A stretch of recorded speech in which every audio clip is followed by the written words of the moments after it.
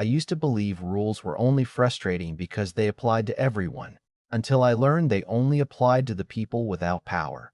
That's the part nobody tells you about living in an HOA. They hand you a thick binder full of regulations and smile like they're protecting the neighborhood. But sometimes that binder is nothing more than a shield for the people sitting at the top. The night I realized that changed the way I looked at my community forever. And by the time everything was over, the very people who claimed to defend fairness were forced to rewrite their own rulebook under public record. My name is Rachel Monroe, and for almost 8 years, I lived in a quiet townhouse community called Willow Creek Commons just outside Tampa, Florida. It wasn't a bad place to live. The streets were lined with oak trees, the sidewalks were always clean, and every Saturday morning you could count on seeing the same people walking their dogs while complaining about the humidity.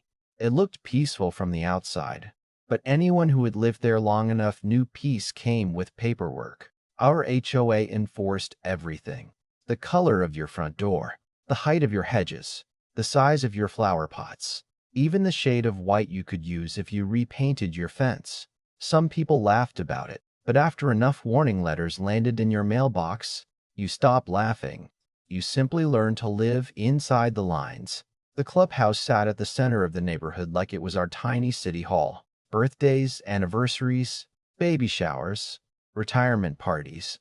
Everything happened there, but every event came with a long list of rules. Music had to stop at 9 sharp. Noise couldn't exceed 60 decibels. Outside catering wasn't allowed unless it came from one of 3 approved vendors. Every renter paid a $500 rental fee and a $1,000 security deposit. Miss one requirement, and the fine showed up before you even finished cleaning the tables. I knew that because I'd seen it happen over and over. My neighbor across the street, Karen Mitchell, once let her son's birthday party run 7 minutes late because the kids wanted one more round of cake and presents. 7 minutes. The following Monday, she got a $150 violation letter. I remember standing in her driveway while she waved the notice in the air. 7 minutes, Rachel, she said, half laughing and half crying. Apparently 7 minutes is enough to destroy property values. We laughed because that was easier than admitting how ridiculous it felt. Still, nobody fought it. We all accepted the explanation that fairness only worked if everyone followed the same rules. Looking back now, I think that's why what happened later hit everyone so hard. It wasn't just about noise. It wasn't just about a wedding. It was about trust. That Saturday started like any other. I spent the afternoon planting herbs on my back patio, then made myself a sandwich and settled into the couch with an old detective series I'd watched a dozen times. Around 10:30, I realized I couldn't hear the television anymore. At first, I thought my hearing was acting up. But then the bass rattled one of the picture frames hanging in my hallway. Boom, boom, boom. Steady enough to shake the glass. I walked onto my porch expecting to see teenagers with portable speakers. Instead, I stopped cold. The clubhouse lawn had transformed into something that looked like a luxury resort. Massive white tents stretched across the grass beneath glowing strands of Edison lights. Crystal chandeliers hung from temporary beams. Flower arches towered over guests dressed in designer suits and shimmering dresses. Luxury SUVs lined both sides of the street while valet attendants jogged back and forth collecting keys. The music was loud enough that I could feel it through my shoes. Then I looked at my phone. 10:43. Almost 2 hours past the curfew our HOA had spent years enforcing. I stood there for another minute thinking maybe they were wrapping things up. Except nobody looked like they were leaving. The DJ actually turned the music louder. People were dancing in the open air. Servers carried trays of champagne from table to table. And someone announced the bride and groom as fireworks suddenly exploded above the retention pond behind the clubhouse. Bright colors reflected across the water while cheers echoed through the neighborhood. Midnight came and the celebration somehow grew even louder. That's when I picked up my phone and called neighborhood security. The guard answered almost immediately. I explained the noise and politely reminded him about the 9 o'clock rule. There was a pause. Then he sighed in a way that told me he already knew why I was calling. "Ma'am," he finally said, "this event has prior authorization from the board. That sentence stayed with me long after I hung up because it didn't answer my question. It only created a dozen new ones. I barely slept that night. It wasn't because of the music anymore. It was that one sentence from the security guard that kept circling in my head. Prior authorization from the board. I must have replayed those 4 words 50 times before sunrise. Either every homeowner in Willow Creek Commons had been living under a different set of rules than we were told, or someone had quietly decided that the rules only mattered when ordinary people broke them. The next morning, my phone buzzed with a weekly community email. Right there at the top, in bold letters, was a friendly reminder from the HOA management office thanking residents for helping preserve the peaceful character of the neighborhood and reminding everyone that quiet hours remain strictly enforced beginning at 9 o'clock every evening. I stared at the screen so long my coffee went cold. It almost felt like they were mocking us. They had thrown the loudest party this neighborhood had ever seen. Then, less than 12 hours later, sent out another lecture about respecting the rules. That's when something inside me shifted. Normally, I avoid conflict. I've always believed most disagreements are better solved with a calm conversation than with lawyers or public drama. My late father used to tell me, when people are lying, don't argue with them. Just ask them enough questions if they have to explain themselves. He spent 30 years as a county auditor, and he trusted paperwork more than opinions. Maybe that's where I got it from. Instead of opening Facebook or typing an angry post in the neighborhood group, I opened my laptop. Florida law gives homeowners the right to inspect many HOA records, something very few people in our community ever bothered to use. Most residents didn't even know they could request board minutes or financial records. I drafted a polite request asking for every document related to the Clubhouse reservation held the previous Saturday evening. I requested the rental agreement, payment records, security deposit documentation, meeting minutes approving the reservation, any correspondence authorizing exceptions to community rules, and the official vote that allowed the event to continue past quiet hours. I wasn't accusing anyone of anything. I simply wanted to see the paperwork. I printed the request, signed it, drove it to the management office myself, and handed it to the property manager, Diane Foster. Diane had always been pleasant with me. She was the kind of woman who smiled before delivering bad news. She read my request once, then again a little slower. "Rachel," she said carefully, "that's a pretty extensive records request." I smiled back. "I know. That's why I printed it instead of writing it on a sticky note." She let out a nervous laugh, but her eyes kept drifting toward the boardroom door behind her. "Some of these documents may take time to gather." "That's okay," I replied. "The statute allows plenty of time." She nodded, accepted the envelope, and I could almost see the wheels turning in her head. She knew exactly what I was asking. And more importantly, she knew why. For the next several days, life returned to normal, at least on the surface. I went to work, watered my tomatoes, waved at neighbors, and pretended nothing unusual was happening. But underneath that calm, curiosity spread through the neighborhood faster than I expected. Karen walked over while I was getting my mail one afternoon. "I heard you filed some kind of records request," she whispered like she was passing classified information. I shrugged. "Just trying to understand how the rules work." She laughed. "If you figure that out, write a book." A few other neighbors quietly admitted they'd wondered the same thing after hearing the wedding continue well past midnight. Most weren't looking for a fight. They just wanted to know why they'd been fined for things that suddenly seemed negotiable. 10 business days later, a thick envelope appeared in my mailbox. I carried it inside, set it on my kitchen table, and just looked at it for a minute. Funny thing about truth, sometimes you're excited to find it until the moment you're actually about to read it. I opened the packet and started flipping through the documents. The first page answered the biggest question almost immediately. The reservation wasn't made by a random homeowner. It had been made for the wedding reception of Board President Thomas Caldwell's daughter, Emily. I leaned back in my chair and actually laughed. Not because it was funny, but because suddenly everything made perfect sense. Then I kept reading. The standard $500 rental fee had been waived.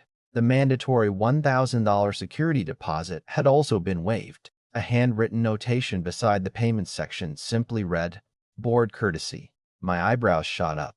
I'd never seen those words anywhere in the governing documents. I flipped through the meeting minutes expecting to find a lengthy public discussion explaining the exception. Instead, there was barely half a page.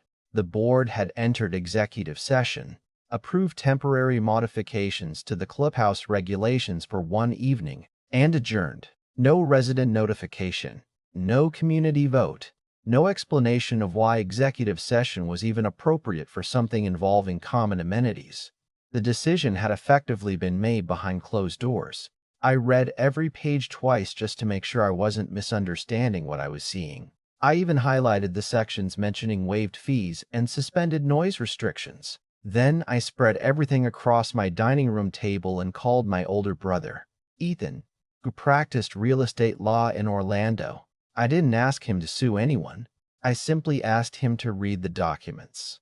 He spent 15 quiet minutes flipping through the packet before setting it down. "They're not doing themselves any favors," he finally said. "Legally?" I asked. He shrugged. "I'm not saying they broke the law. I'm saying this looks terrible. HOAs survive because owners trust that rules apply equally. Once that trust disappears, everything becomes political." That sentence stayed with me. This wasn't really about money anymore.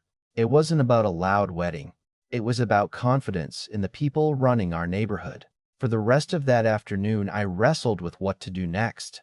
Part of me wanted to shove the folder into a cabinet and forget I'd ever opened it. Life would certainly be easier that way. But then I remembered Karen standing in her driveway holding that violation letter over 7 harmless minutes. I remembered elderly neighbors paying fines because holiday decorations stayed up one day too long after New Year's. I remembered a retired veteran down the street spending weeks appealing a citation over the color of mulch in his flower bed. They had all been told rules were rules. No exceptions, no excuses. Apparently, there had always been exceptions. They just depended on whose last name appeared on a reservation form. I decided I wasn't going to make speeches or post emotional accusations online. Facts have a funny way of speaking for themselves if you simply put them where people can read them. So I made copies. Lots of copies. I highlighted only the sections already contained in the official records. Attached nothing else. Added no personal commentary whatsoever. And over the next hour quietly slipped an envelope into nearly every mailbox along Willow Creek Commons. By sunset, my work was finished. I walked back home feeling strangely calm, almost relieved. Whatever happened next would no longer be up to me. The documents belonged to everyone now, and by the following afternoon, my phone started ringing non-stop. By the next morning, it felt like someone had kicked over an anthill. My phone buzzed so often I finally turned the ringer off just to finish breakfast. Some neighbors thanked me. Others wanted to know if the documents were real. A few couldn't believe the board would actually waive every requirement for one of their own while continuing to fine everyone else. The neighborhood Facebook page exploded with screenshots from the official records. People weren't arguing over opinions anymore. They were quoting board minutes, payment records, and policy language. That's the thing about public documents. They're hard to argue with because nobody can accuse paper of having feelings. By Tuesday evening, conversations that normally revolved around lawn care and trash pickup had turned into debates about accountability. Even neighbors who usually stayed completely out of HOA politics started asking uncomfortable questions. Why had the vote happened behind closed doors? Why hadn't residents been notified? If exceptions could be made, why were ordinary homeowners never given the same opportunity? Then came something I hadn't expected. Diane, the property manager, called me late that afternoon. She sounded exhausted. "Rachel," she said quietly, "the office has received over 70 phone calls today." I almost felt sorry for her because none of this had really been her decision. "I'm guessing people have questions," I replied. She let out a tired laugh. "Questions, complaints, demands, requests for additional records. I've never seen anything like this." There was a long pause before she added, "The board has scheduled a special meeting next Thursday." I thanked her, hung up, and stared out my kitchen window for a long time. Suddenly, this wasn't about me anymore. It had become something much bigger than one wedding. Thursday night arrived, and the clubhouse parking lot filled nearly an hour before the meeting started. I've lived in Willow Creek Commons long enough to know what normal attendance looked like. Maybe 15 homeowners on a busy night. This time there were well over 100 people. Cars lined both sides of the street. Some residents stood outside because every chair inside had already been taken. Others leaned against the walls holding printed copies of the same documents I'd delivered days earlier. Nobody seemed angry in the loud, chaotic sense. They were something much more dangerous. They were calm. When people have evidence, they don't need to shout. Board President Thomas Caldwell walked into the room carrying the confidence I'd seen him wear for years. But the moment he looked around, I watched that confidence crack. He wasn't walking into another routine HOA meeting. He was walking into a room full of homeowners who had stopped believing him. The meeting began with the usual approval of minutes, but before they reached the second agenda item, hands shot into the air across the room, one after another. Residents asked almost identical questions. Who approved the fee waiver? Why wasn't the community notified? Where in the governing documents does it say family members of board officers receive courtesy exemptions? Thomas tried answering in the polished, practiced way he always had. He explained that the board had acted in what it believed was the community's best interest. He insisted the event had been properly authorized. He repeatedly used the phrase, "within our discretion."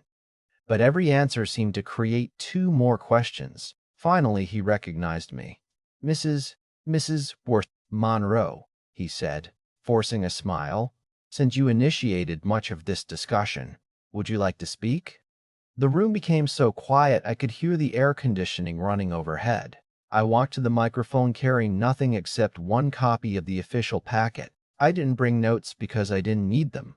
I looked around the room before speaking. This isn't about whether your daughter deserved a beautiful wedding, I began. I hope she had a wonderful night. Every parent wants that for their child. Thomas nodded slightly, almost relieved. Then I continued. This is about the fact that when Karen Mitchell's son's birthday party lasted 7 minutes too long, she paid a fine. When another neighbor hired the wrong caterer, they paid a fine. When countless homeowners made honest mistakes, they paid fines because we were told the rules protected fairness. I lifted the packet in my hand. These records don't show fairness. They show that fairness depended on whose family was hosting the event. Silence settled over the room. Nobody interrupted because nobody could. Every sentence I spoke came directly from the board's own documents. I looked at Thomas one last time before saying the only line I'd been thinking about for days. If the rest of us can't play music after 9 o'clock, then neither should your family. For just a second, nobody moved. Then applause erupted from every corner of the room. Someone near the back shouted, "Exactly," another voice called out, "Same rules for everybody." Then another homeowner stood and yelled, "If you can't enforce them fairly, you shouldn't be enforcing them at all." Thomas's face turned bright red. He tried restoring order, pounding the gavel again and again. But the room had already changed. This wasn't outrage anymore. It was accountability. Before the meeting ended, a motion was introduced to hold a formal membership vote reviewing board leadership and to immediately revise the clubhouse rental policy. The motion passed by an overwhelming margin. Over the following 2 weeks, attorneys reviewed the governing documents. Residents attended workshops, and the revised policy was drafted in full public view instead of behind closed doors. Every rental fee became mandatory with no courtesy waivers. Every security deposit became non-negotiable. Any request for exceptions to community rules required an open recorded vote documented in meeting minutes. Events extending beyond quiet hours required advance notice to every homeowner, and the justification had to become part of the permanent association record. Thomas Caldwell resigned before the final vote was completed. He never made a dramatic speech. He never apologized publicly. He simply submitted a short resignation letter, thanked everyone for the opportunity to serve, and disappeared from HOA leadership almost as quietly as he had once exercised it. A few weeks later, I happened to see him walking through the neighborhood with his wife. We nodded politely as we passed each other. There was no celebration, no smug smile, no victory lap, because despite what people online often assume, winning doesn't always feel the way you imagine it will. I hadn't set out to embarrass anyone. I hadn't wanted revenge. I simply wanted the same promise every homeowner had been given from the day we bought our houses, that the rules belong to everyone equally. Looking back now, I don't think a wedding exposed the weakness in our HOA. The wedding simply revealed a weakness that had probably existed for years. The real change happened because ordinary neighbors finally stopped assuming someone else would speak up. So now I'm curious what you think. If you discovered your HOA secretly bent the rules for its own leadership while enforcing them against everyone else, would you have done what I did? Or would you have let it go to keep the peace? Let me know in the comments, because stories like this always seem to divide people right down the middle. And if you've ever experienced something similar in your own neighborhood, I'd genuinely like to hear your story. Sometimes the biggest battles over fairness don't happen in courtrooms. They happen just a few houses away,